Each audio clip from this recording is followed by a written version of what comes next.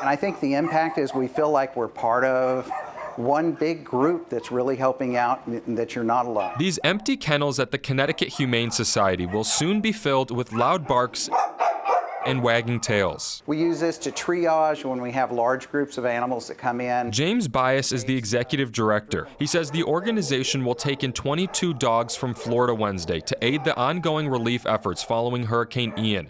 The animals relocating cross-country were in shelters before the storm hit. This will free up room for pets displaced from their owners during the storm. We want to try to keep those animals that are being rescued as close to where their owners would be. More than 100 dogs will make the trip north to be taken in by shelters across the Northeast.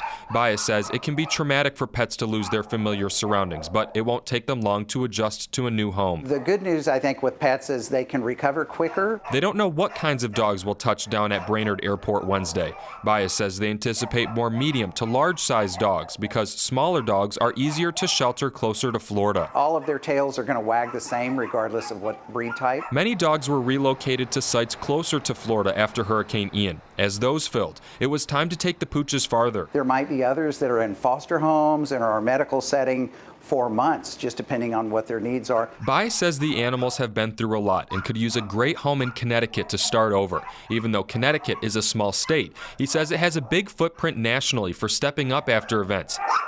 Now there's an opportunity for Connecticut to make that footprint, or in this case, paw print, even bigger. But adopting any pet that we have creates an opening and an opportunity for these animals coming into our sheltering systems. The executive director says some of the dogs may be ready for adoption as soon as this weekend. They'll be spread out across their locations here in Newington, in Waterford, and in Westport. We'll have how you can adopt one at fox61.com. In Newington, Tony Black, Fox 61 News.